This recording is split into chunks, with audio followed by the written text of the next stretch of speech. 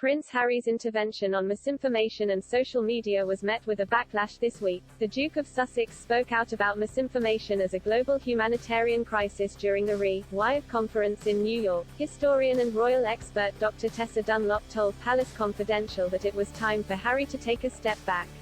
She said, in relation to Harry and Meghan, and this torturous to-ing and fro-ing with social media, I agree they need to take a step back. They're clearly spending way too long There seems to be ambiguity around him. I am fond of him and I think he could be better advised to steer clear of big issues like the First Amendment when it comes to social media. Daily Mail's royal editor Rebecca English told Palace Confidential that Harry's speech turned into one of his predictably boring and pedestrian diatribes about the media. The Daily Mail's diary editor Richard Eden echoed this. As always with Harry and Meghan, they say things that leave you very confused afterward. He pointed to Harry's claim about Jack Dorsey, the CEO of Twitter. During his speech, the Duke said that he messaged Twitter's CEO to warn him that his platform was being used to plot a coup, ahead of the 6th of January attack on the US Capitol. The Prince was speaking as part of a panel at WIRED's 2021 conference that examined how misinformation on social media spreads lies, hatred and propaganda. Mr. Eden said, he was sort of suggesting it was from his monitoring of social media, but they've previously said that they are boycotting social media.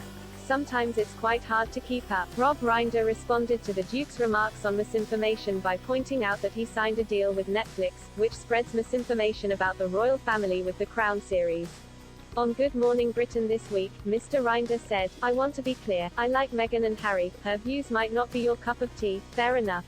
But my question is, if HES worried about misinformation, what about the fact him and Meghan have taken a huge deal from Netflix and the misinformation about his late mother, Lady Diana, and they've taken millions of pounds?